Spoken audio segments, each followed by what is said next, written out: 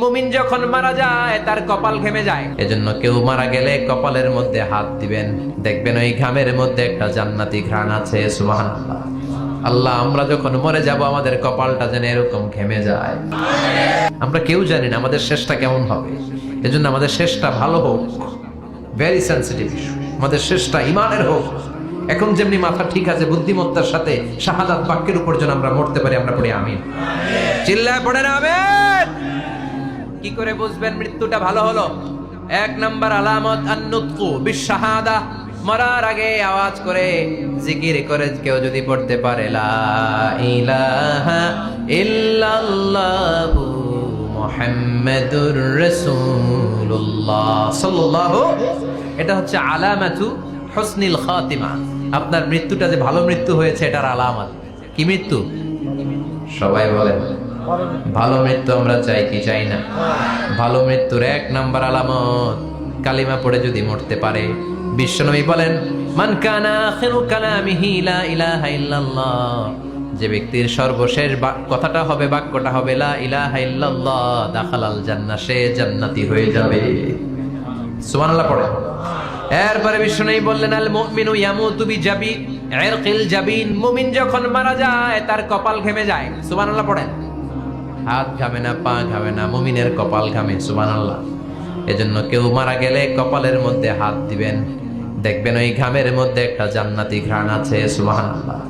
আল্লাহ, আমরা যখন মরে যাব আমাদের কপালটা যেন এরকম ঘেমে যায়। আমিন পড়েন আর জোরে আমিন। আল মুমিনু ইয়ামুতু বিআরাকিল জাবিন, মুমিন মারা গেলে তার কপাল ঘামে।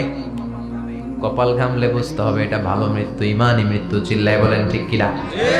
এরপরে বিশ্বনবী বললেন, ফি লাইলাতিল জুমা, জুমার রাতে যদি মরে, আও ফি শাহরি রমাদান, কিংবা রমজান মাসে যদি মরে, আও ফি সাফারিল হজ, কিংবা হজের সফরে যদি মরে। বাংলার জমিন থেকে অনেক হাজিরা হজ করতে যায়, অনেকে ওইখানে যে আরাফাতের ময়দানেও মারা যায়, এরকম হাজি আছে না নাই? খুশনসিব, এটা খুশনসিব। আলহামদুলিল্লাহ পড়েন। এরপরে বিশ্বনবী বললেন, মাউতু শাহাদা, আল্লাহর রাস্তায় জিহাদ করে কালেমার বাণীকে উপরে তুলে ধরার জন্য কেউ যদি শাহাদাতের বাণী, শাহাদাতের পেয়ালা পান করে, শাহাদাতের মৃত্যুর চাইতে ভালো মৃত্যু আর হতে পারে? শাহাদাতের মৃত্যুর চাইতে শ্রেষ্ঠ মৃত্যু আছে নাকি? কথা বলেন। আমরা শহীদ হতে চাই কি চাই না? আমাকে শহীদ করে ওই মিছিলে শামিল করে নিও, আমাকে শহীদ করে সেই মিছিলে শামিল করে নিও, যে মিছিলের নেতা মীর হামজা, খোবায়েবে খাব্বাব, আল্লাহর কাছে তারা অতি প্রিয়, শামিল করে নিও, আমাকে শহীদ করে সেই মিছিলে শামিল করে নিও। পড়েন আমিন।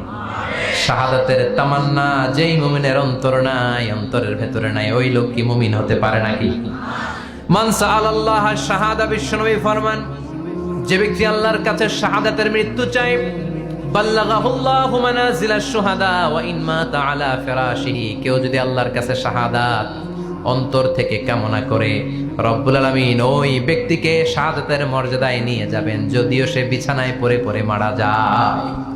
বিছানায় পড়ে মারা গেছেন, কিন্তু অন্তরে কামনা ছিল, আল্লাহ আমার তুমি শাহিদ হিসেবে কবুল করো। শাহিদদের কাতারে আপনারা দাঁড় করায় দিবে কে?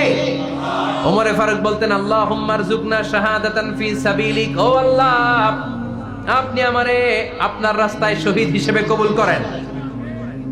ওয়ারযুক মাউতি ফি হারামি রাসূলিক, পৃথিবীর কোন শহরে মরতে চাই না, বিশ্বনবীর শহরে মদিনা শহরে আমার মৃত্যু কবুল করেন।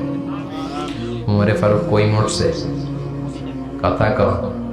ফজরের জামাতে ইমামতি করতে গিয়েছেন মাওলাল মুগীরা, আবু লুলু আল মাজুসি, মাওলাল মুগীরার আঘাতে অ্যাসাসিনেটেড বাই মুগীরা, স্টেবিং করেছে। এখানে তিনটা আঘাত করেছে, একটা এখানে, একটা পাজরে, একটা নাভির মধ্যে, নাভি কেটে দুই ভাগ।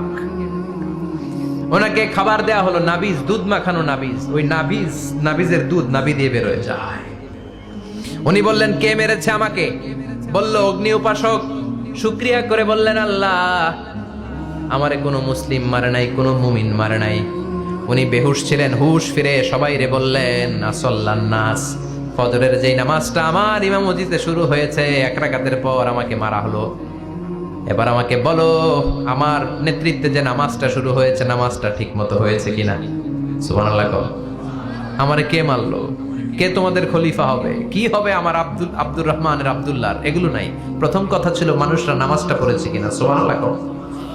এজন্য শাহাদাতের তামান্না সবচেয়ে বড় তামান্না। চিল্লায় বলেন ঠিক কিনা? এরপর বিশ্বনবী বললেন, মুরাবিতান ফি সাবিলিল্লাহ, মুসলিম রাষ্ট্রের পাহারা দেয় যারা, বর্ডার গার্ড। আমাদের দেশের বর্ডার গার্ডের কি বলে? আগে বিডিআর ছিল, এখন বিজিবি। আমার বিজিবির ভাইয়েরা না খেয়ে না পড়ে শীতের রাতে দেশ পাহারা দেয়। বিএসএফ এর গুলিতে যদি মারা যায়, এটা শহীদ। সুবহানাল্লাহ। এর চেয়ে শ্রেষ্ঠ মৃত্যু আর হতে পারে? এরপর আল মাউতু আলা আমালিন সালেহ, কোন ভালো কাজের উপর মরণ। নামাজে সেজদা দিয়েছে, সেজদা অবস্থায় অনেকে চলে যায়, এরকম আছে না নাই? তাহাজ্জুদের যায় নামাজে মরণ দিও প্রভু আমায়, একামতে দিনের কাজে কবুল করে নিও আমায়। পড়েন আমিন।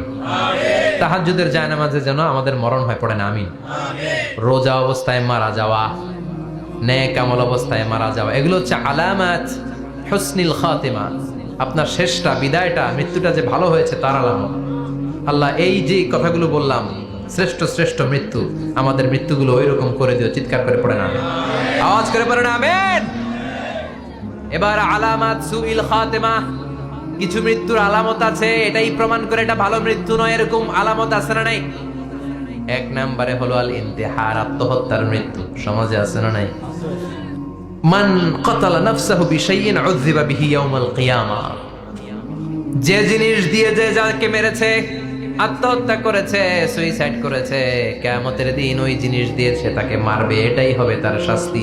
ওড়না পেঁচিয়ে যারা আত্মহত্যা করলো, ওর শাস্তি ওড়না পেঁচানো। বিষ খেয়ে যারা মারা গেল, তার শাস্তি জাহান্নামের বিষ খাবে আর চিৎকার করবে। ছুরি ঢুকিয়ে যারা মারা গেল, জাহান্নামের আগুনে ঝলসানো ছুরি শুধু ঢুকাবে।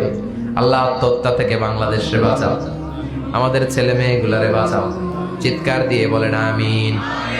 আত-তাআক্কুদ ফিল লিসান ফিলা ইলাহা ইল্লাল্লাহ, আজীবন কালেমা পড়ে নাই, আজীবন কালেমারে বাস দিয়েছে, এখন মরার সময় সবাই কয় কলমা পড়েন, কলমা পড়েন।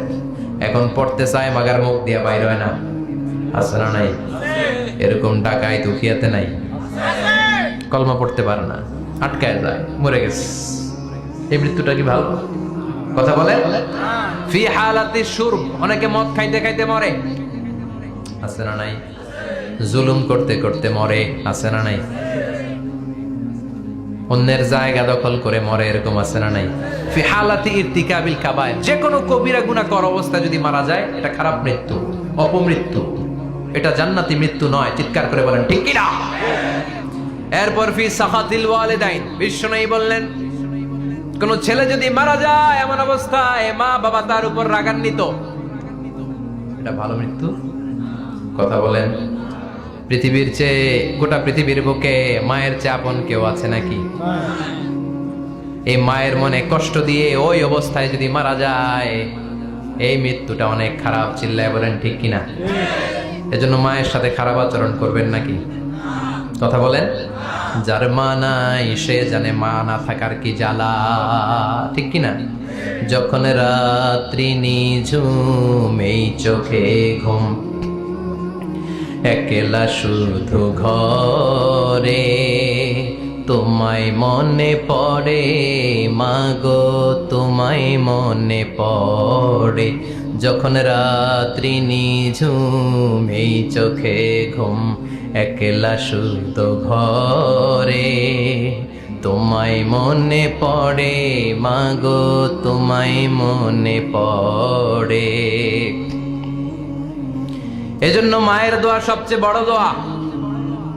মা রেগে আছে, মা বদদোয়া দিয়েছে, বাবা বদদোয়া দিয়েছে, বাবা আপনার উপর অসন্তুষ্ট, ওই অবস্থায় ছেলে মরলে এটা কি ভালো মৃত্যু? এরপরে স্বামী যদি নাখোশ থাকে স্ত্রীর উপর, স্বামী যদি স্ত্রীর উপর রেগে থাকে, অসন্তুষ্ট থাকে, ওই অবস্থায় স্ত্রী যদি মারা যায়, এটাও খারাপ মৃত্যু। চিল্লায় বলেন, এটাও খারাপ মৃত্যু। এরপরে লাউ ফারিহাল মুসলিমুনা বিমাউতি, কোন লোক মারা গেলে যদি এলাকার মুসলমানরা খুশি হয়, এটা কি ভালো মৃত্যু নাকি? কোন লোক মারা গেলে এলাকার মুসলমানরা যদি আল্লাহর শুকরিয়া করে, এটা কি ভালো মৃত্যু নাকি? আমরা কি ভালো মৃত্যু চাই নাকি খারাপ? আমরা শাহাদাতি মৃত্যু চাই, ইমানের মৃত্যু চাই। পড়েন আমিন।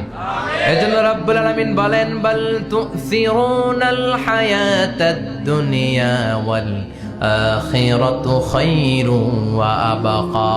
ক্ষণস্থায়ী দুনিয়াটাকে তোমরা বড় মনে করো, এটা বড় না, বড় হলো আখিরাতের জীবন। এজন্য আখিরাতের জীবনের জন্য প্রস্তুতির দরকার আছে না নাই? মরণ হচ্ছে সবচেয়ে বড় প্রস্তুতি, মরণের চিন্তা। মান কানা ওয়াইদান ফাল মাউতু ইয়াকফি, যে নিজেকে সোজা করতে চায়, মৃত্যুর চিন্তাই তার জন্য যথেষ্ট। আজকের এই আলোচনার পরেও কি আমাদের টনক নড়বে না? আজকের এই কথাগুলোর পরেও কি মৃত্যু নিয়ে আমরা ভাববো না? আজকের আলোচনার পরেও কি আমার হিসাব শুরু হওয়ার আগে আমি একটু নিজের হিসাব কষে নিব না? আল্লাহ আমাদের সবাইকে কথাগুলো বুঝার ও আমল করার তৌফিক দান করুক। আমরা পড়ি আমিন। আর জোরে পড়েন আমিন।